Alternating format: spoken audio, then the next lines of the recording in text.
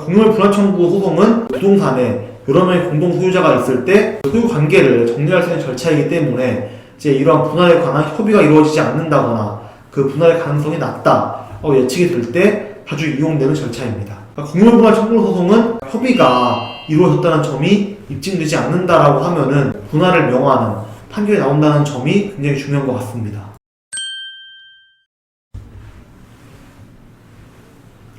안녕하세요. 법률사무소 진리대표 최석호입니다. 오늘은 좋은 마음으로 자녀에게 공동 명의로 상속을 해줬는데 결국 이러한 상속이 분쟁의 원인이 되어버렸을 때 어떻게 해결하면 좋을지에 대해서 얘기를 해보려고 합니다. 그러니까 부모님이 자녀 여러 명의 공동 명의로 땅을 상속한 경우 의미는 부동산을 잘 지켜주고 무엇보다 자녀들이 조금이라도 편하게 지낼 수 있게 자녀들이 서로 이제 상의를 하면서 좀 우애를 가질 수 있게 하기 위한 좀 의도일 거라고 생각이 됩니다.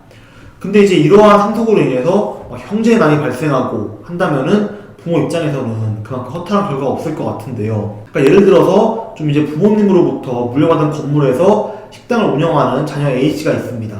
근데 건물을 공동명의로 상속받은 자녀 B씨 같은 경우에는 금전적으로 어려움이 있어가지고 식당에 방문을 했죠. 그러니까 내가 너무 힘들어서 그러는데 내 지분을 좀 사달라, 아니면은 이 건물을 팔아서 그 남는 돈을 나눠 가지자 라고 제안을 하죠.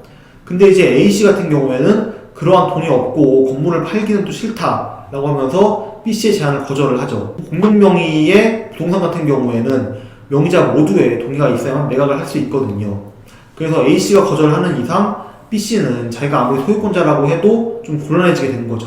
그래서 결국 B씨는 자기 지분을 담보로 대출을 받아버렸고요. 그래서 공동명의 부동산은 아까 말씀드린 것처럼 소유자 중에 단 한 명이라도 매각에 동의하지 않는다고 하면은 매각이 불가능하기 때문에 이제 합의는 힘들 테니까 이 B씨 입장에서는 그 A씨를 상대로 이제 본인의 권리를 보장받기 위한 절차인 공유물 분할 청구 소송을 진행해 볼 수 있을 겁니다. 공유물 분할 청구 소송은 부동산에 여러 명의 공동 소유자가 있을 때 소유 관계를 정리할 수 있는 절차이기 때문에 이제 이러한 분할에 관한 협의가 이루어지지 않는다거나 그 분할의 가능성이 낮다고 예측이 될 때 자주 이용되는 절차입니다. 그러니까 물론 그 재산에 대해서 각자의 주장이 고루 수용돼서 합의가 원만하게 이루어진다고 하면은 가장 좋겠지만은 그렇지 않은 경우가 대부분이기 때문에 재판을 통해서 재산을 분할하게 되는 것이죠. 그러니까 공유물 분할 청구 소송은 언제든지 다른 상속인을 상대로 진행할 수 있고요.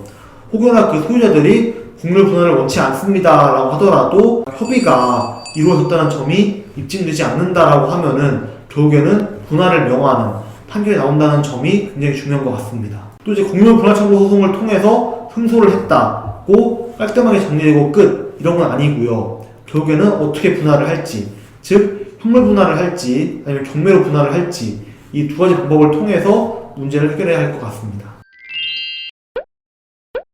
이제 이러한 분할 방법은 나중에 판결을 받을 때 그 방법이 좀 기재가 되는 경우가 많은데요. 그 현물 분할 같은 경우에는 공유물이 예를 들어 토지일 때 경계 측량을 통해서 필지를 분필해가지고 각 필지를 상속인들이 나눠 갖는 방법이고요.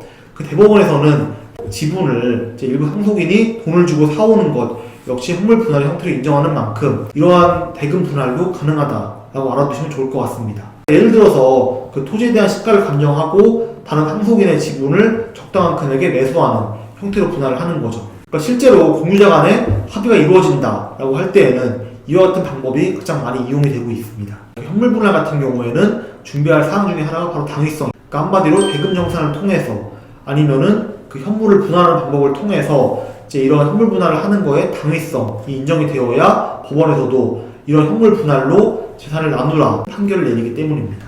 또 다른 방법이 경매 분할인데요. 그 공유물 분할 청구 소송이라고 해가지고 하면은 이제 공유물이 경매로 많이 넘어가는 게 아니냐라고 알고 계시는데 사실 모두가 그런 경우는 아니고요. 그러니까 경매 분할이 되려면 몇 가지 조건이 필요한데 일단 우선은 현물 분할이 불가능하거나 아니면 현저히 곤란한 상황인 경우에 가능합니다. 그러니까 예를 들어 자동차 같은 물건이라고 한다면은 처음부터 측량을 해서 쪼개고 그걸 각자 나눠 가지고 이런 게 불가능하죠. 또 공유자 간에 서로의 지분을 매수할 현금이나 뭐 재산이 없다. 이러한 경우에는 공유물 분할 청구 소송을 하더라도 경매를 통해서 분할을 하는 것으로 결정이 나게 되겠죠. 공유물 분할 청구 소송의 논리는 좀 분명하지만은 이 소송에서는 그 공유 관계를 어떻게 정리할 것인지에 대한 법정 공방이 이어지기도 하고요. 때로는 좀 양쪽 간에 협상이 좀 필요한 경우도 많아지기 때문에 전문가의 도움 없이 해결하는 것이 좀 상당히 쉽지 않은 경우가 많습니다. 그래서 이러한 상황에 놓이게 됐다라고 한다면은 법률 전문가의 도움을 받아가지고 소송을 진행하시면 좋을 것 같습니다. 오늘은 공동명의 상속으로 인한 분쟁이 발생했을 때 그 해결 방법 그리고 대처 방안에 대해서 설명을 드렸는데요. 꼭 알아두면 조용한 내용이기 때문에 한 번 이상씩 보시고 이해하는 게 중요할 것 같습니다. 모두 영특한 채널 구독해주셨죠? 알림 설정도 부탁드리고 다음 영상에서 뵙도록 하겠습니다.